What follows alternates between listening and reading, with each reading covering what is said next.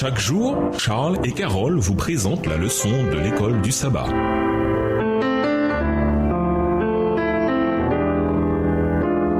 Bienvenue dans votre émission. Dieu nous parle. Nous voilà à la leçon de mardi. Souvenez-vous de ceux qui vous dirigent. Lisons Hébreux 13 et versets 7 à 17. Quelle devrait être notre relation à nos dirigeants? Hébreux 13 et versets 7 à 17. Souvenez-vous de vos conducteurs qui vous ont annoncé la parole de Dieu. Considérez quelle a été la fin de leur vie et imitez leur foi. Jésus-Christ est le même hier, aujourd'hui et éternellement. Ne vous laissez pas entraîner par des doctrines diverses et étrangères, car il est bon que le cœur soit affermi par la grâce et non par des aliments qui n'ont servi de rien à ceux qui s'y sont attachés. Nous avons un autel dont ceux qui font le service au tabernacle n'ont pas le pouvoir de manger. Le corps des animaux dont le sang est porté dans le sanctuaire par le souverain sacrificateur pour le péché sont brûlés hors du camp. C'est pour cela que Jésus aussi, afin de sanctifier le peuple par son propre sang, a souffert hors de la porte. Verset 13. Sortons donc pour aller à lui hors du camp en portant son opprobre, car nous n'avons point ici-bas de cité permanente, mais nous cherchons celle qui est à venir. Par lui offrons sans cesse à Dieu un sacrifice de louange, c'est-à-dire le fruit de lèvres qui confessent son nom. Et n'oubliez pas la bienfaisance et la libéralité, car c'est à de tels sacrifices que Dieu prend plaisir. Obéissez à vos conducteurs et ayez pour eux de la déférence, car ils veillent sur vos âmes comme devant en rendre compte. Qu'il en soit ainsi, afin qu'ils le fassent avec joie et non en gémissant, ce qui ne vous serait d'aucun avantage. Hébreux 13, les versets 7 à 17, présente une exhortation à respecter les dirigeants de l'Assemblée et à leur obéir. Elle commence par une invitation à se souvenir des dirigeants dans le passé qui leur ont parlé de la parole de Dieu, et elle se termine par un appel à obéir aux dirigeants dans le présent. Hébreux 13, verset 17. Les dirigeants du passé sont vraisemblablement ceux qui ont prêché en premier la parole et ont fondé l'Assemblée. L'appel à se souvenir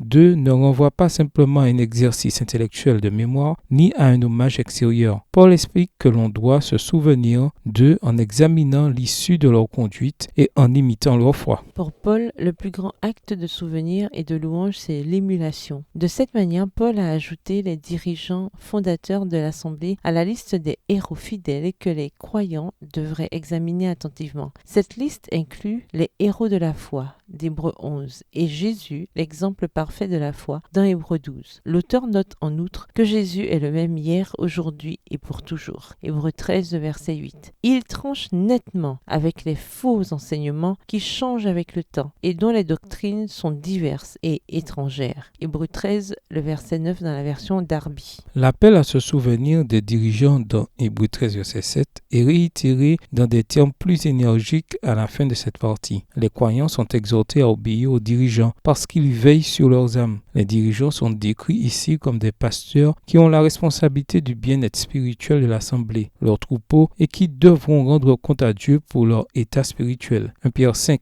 versets 1 à 4, 1 Corinthiens 3, versets 10 à 15. Bien entendu, l'idée doit également s'appliquer à tous nos dirigeants d'Église, ainsi qu'à tous les niveaux de la dénomination aujourd'hui. Le contexte indique également que ces dirigeants sont des sous-bergers qui servent sous les ordres de Jésus, le grand berger des brebis. Hébreux 13, le verset 20 dans la version second 21. La combinaison de soins et de fidélité de la part des dirigeants et l'obéissance et la confiance de la part des membres auront pour conséquence la joie. Cela peut vouloir dire que les dirigeants pourront servir l'Assemblée avec joie, ou bien qu'ils rendront compte à Dieu des fidèles avec joie et pas avec tristesse. Que pouvez-vous faire pour fortifier ou améliorer la relation dirigeant-membre dans votre assemblée, ainsi qu'avec les dirigeants du monde entier? Au revoir. Et à demain si Dieu veut.